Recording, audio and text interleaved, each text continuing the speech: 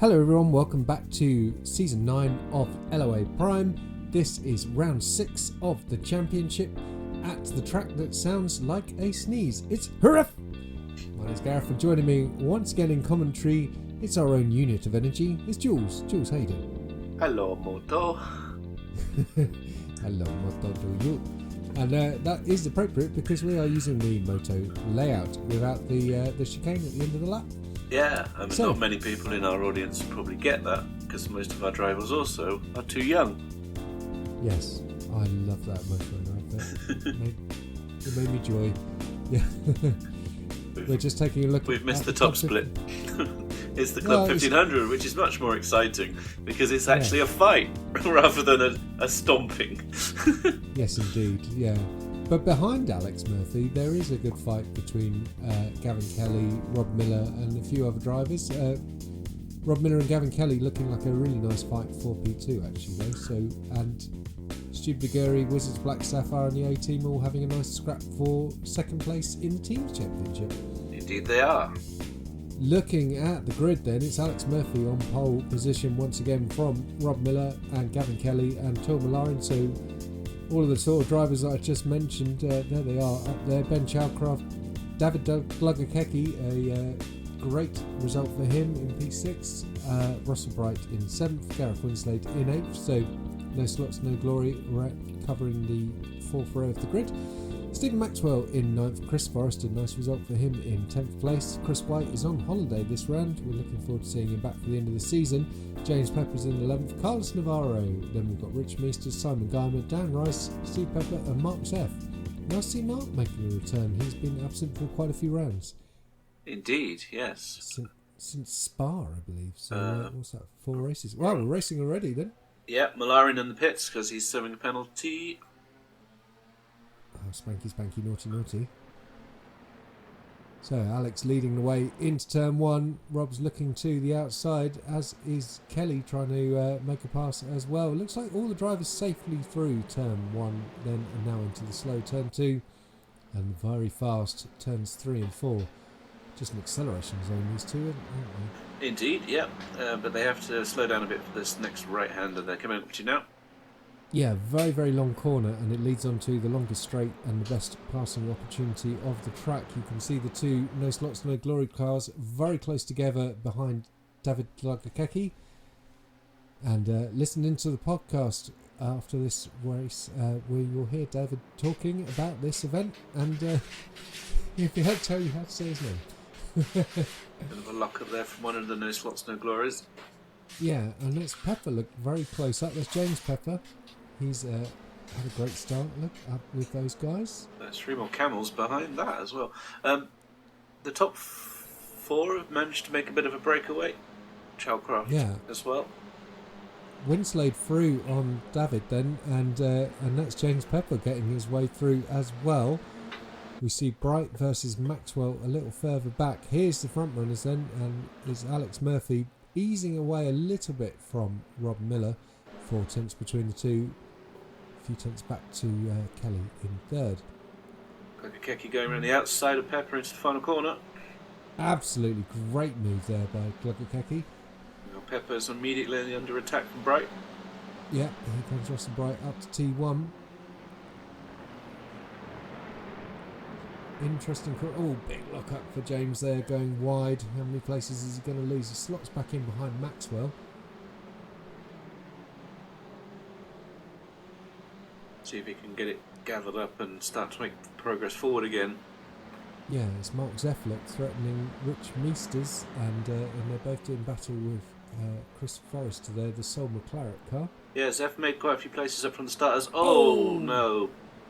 Yeah, Meesters just missing his braking marker there, straight into the side of the McLaren. Indeed, and I was going to say, Malarin is gradually catching up to the back of the pack after his pit lane start. Yeah, let's keep an eye on how far up the grid he can get. I mean, he's already in the points now in 15th place, and he doesn't have, obviously with the reduced numbers for this round, maybe Jerez just a bit of an unpopular track.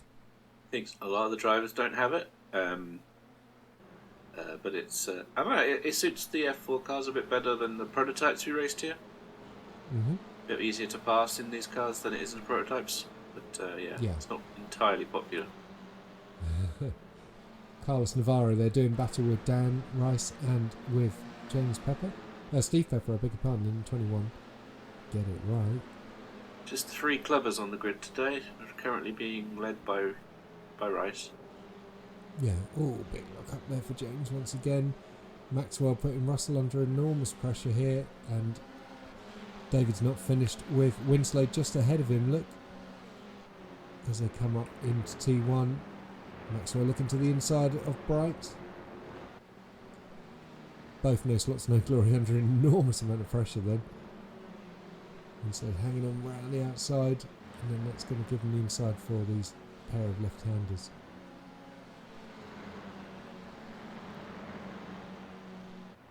So it feels like David's now warmed up and fully on board with this race. Then it's taken him a slow start, hasn't it?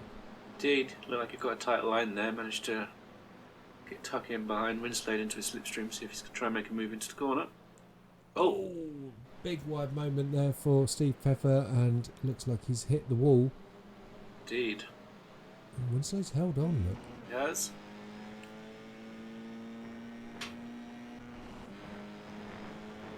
So, we're riding on board with Winslade, and that 43 car's looking very close.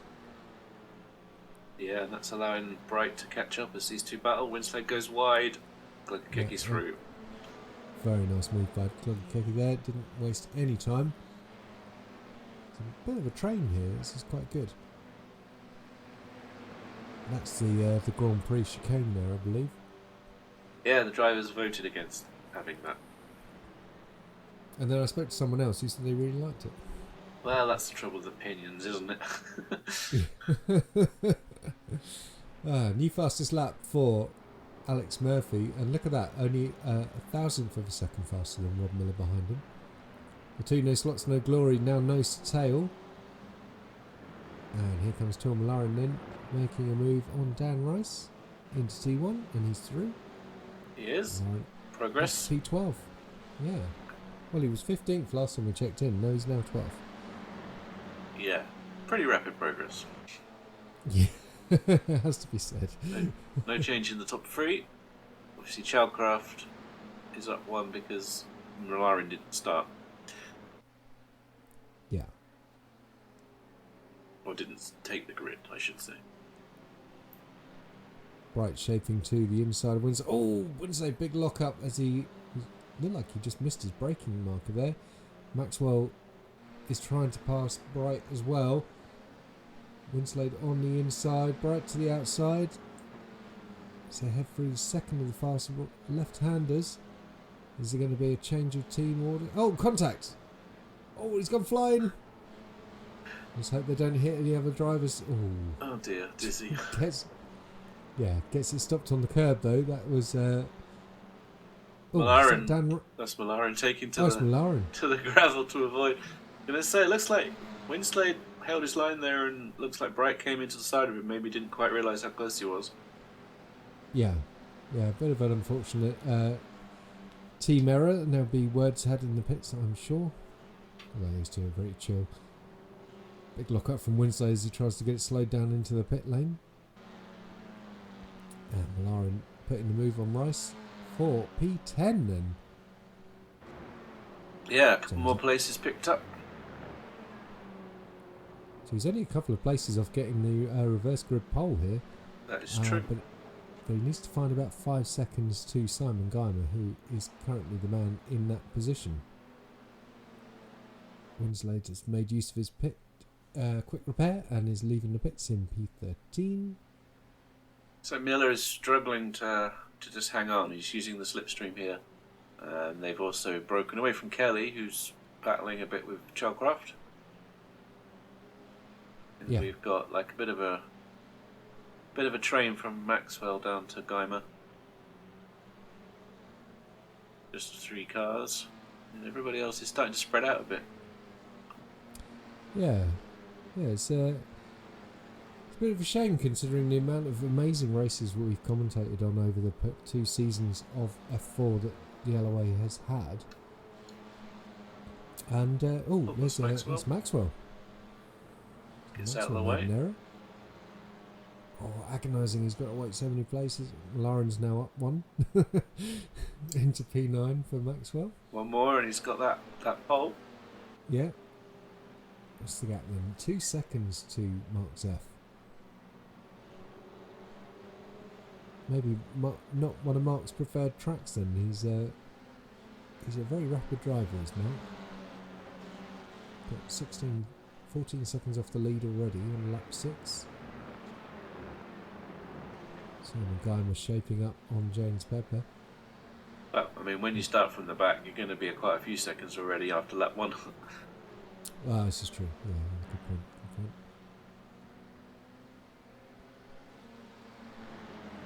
So it'd be a shame to see the end of the F4 in the league. Obviously, it's been a really fun car to race, isn't it? Yeah, but we've only had one other car more than a season, and that was the F3.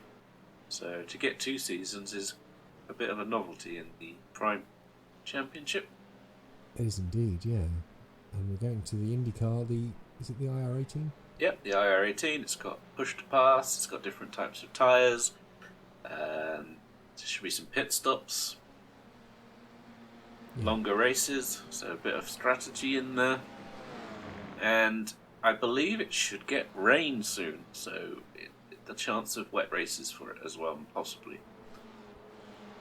So that's going to be very, very exciting then. It's going to be a whole new thing. It's a lot more power, more downforce. Drivers going to have to get used to using the push to pass.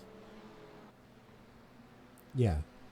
We had drivers who be interesting because obviously we bounced from the F3 up to the Lotus 79, which was maybe not the most popular car that we've chosen over the years. And but yeah, I think the IndyCar does have a pretty big following on the service. So hopefully our drivers enjoy it, and hopefully we see we meet some new friends along the way. Yeah, I enjoyed the 79. It wasn't everyone's cup of tea, but it was a bit of a beast. It was quite fun. Yeah. And we still had some good races. We did indeed, yeah. I'm thinking people like Chris Forrester in particular. He was pretty good in that car. Really did some good racing. I wonder if Malarin just made a mistake. He's dropped back from Zeff, and Rice has now passed him. Yeah. Didn't see that, but I'm guessing he went off somewhere. Yeah, it's looking like 8 seconds between him and Zeff now, so that's a big gap. As we see Simon Guyman now pulling out and getting past him. Oh, no, it's not over yet. Yeah, Pepper out breaks him into the hairpin, goes wide. But you can do that. And all this is allowing his teammate, Zeff, to creep into this fight as well. So Zeff's holding the reverse grid pole at the moment. That's right, yeah. I'm just looking in the background. You can't see Dan and Tor. So it's still a little further back. Here's Gavin Kelly then, having... Well, no, he's not having a lonely race. He's got Chalcraft right breathing down his neck. Yeah, Chalcraft and Kelly looking to battle over the podium. Here comes Guymer once again into the final corner. Going for the outside line. Oh, big tank slapper. Well held by James Pepper there. And we did see him have a little one earlier, but Simon wasn't able to capitalise on that one. Can he capitalise this time as they head up into turn 1? Mark Zeff looking to get past both of these drivers as well. Simon's through. Here comes Zeff down the inside into turn 2. James Pepper holding on around the outside. Well defended by James. He's only lost the 1 place. And it looks like he wants that back very quickly. Oh, he's almost pushing Simon around the corner as they head into this slower right-hander, as we mentioned. This is the one that... Oh, big blink there by Zeff. This is the one where you need to carry the speed because you've got this long back straight. He's got it. He's going to have to look at the outside, though. Guymer occupying the middle. Yeah, where's Zeff going to go? Is he going to do the double? No, he's being very sensible. Big look up for James on the right front. Yeah, and Guymer's round. No, it's just an unforced error there. Agonising, and here comes another car through. That was Dan Rice. Where's Malarin gone? Yeah, Malarin must have made another mistake then, because he's fallen a long way back from Rice. Look. Indeed. I was going to say, Pepper might do well to adjust his brake bias slightly rearwards. The amount of front lockups he's getting. Yeah, good point. Here is Malaren. Then he's got Maxwell breathing down his neck. These two have had some good fights over the last season or two, haven't They have. they? Both very fast drivers indeed. There's Steve Pepper recovering after his incident. He's obviously a lap down though after visiting the pit lane. He's not going in the pits. So Simon Geimer. Yeah. Just noticed that the front left end plate on Malaren's car is a bit bent, so possibly he's lacking some performance there. Yeah. Maxwell 2 is inside. And Malaren's up and down race continues. Back up into P9.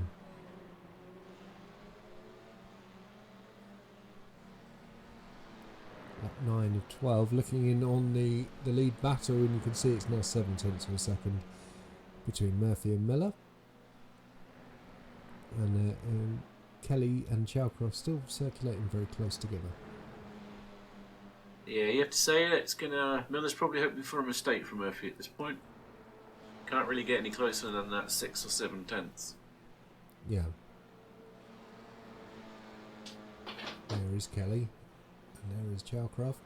Just looking, they are slowly kept. Well, they're probably not going to catch Bright. He's fast enough to stay ahead of them, but just going to see if there's any traffic they might encounter. But it doesn't look like it. We're getting quite close towards the end of the race. These 15-minute sprints do go very fast indeed.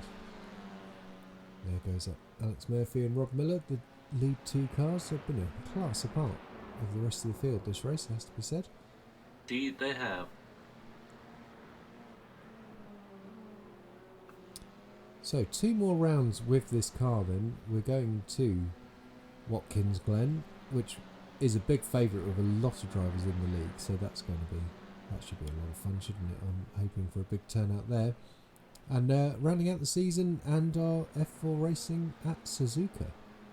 Which Yeah. I know you're a massive fan of, aren't you? I'm a big fan of Suzuka, and I like to use it to end the season as well, because it's near the end or the end at F1 in the old days. I don't have Adelaide or what's the other one?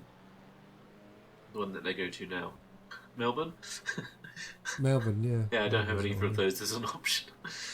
And Melbourne's always a season opener to me, though. I know. Yeah, Adelaide used to be the end of the season. Adelaide, the end, yeah. So I don't mind Interlagos being a season ender as well. That makes sense. You're going to tell me it's a season opener. It should be. It should be a season opener, yeah. If you go far enough back, yeah. So what are your thoughts on Japan being like round 4 this season of F1? Oh, it's just wrong. Anyway, we're approaching the checkered. There we go. So, crushing victory for Alex Murphy. Kind of. I'm only 7 tenths behind is Miller. Podium for Kelly as he holds off Chalcroft. Lukakeki was possibly holding them in slightly and matching their pace at least. Great result for James Pepper, 6th. Yeah, very nice result for James. And David had a good race after getting back past the 2 no slots, no glories. And great result for him. And then we've got Zeph and then Rice, who now takes the pole position for the reverse sprint. Best luck for Dan then, going from the pole for feature race. Here's Carlos Navarro and Tourmalin finishing their races.